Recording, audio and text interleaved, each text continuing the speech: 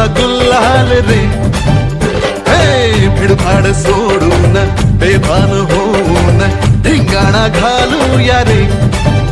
हे भांगेच्या तारेत रंगाच्या धारेत राणा चल घालूया.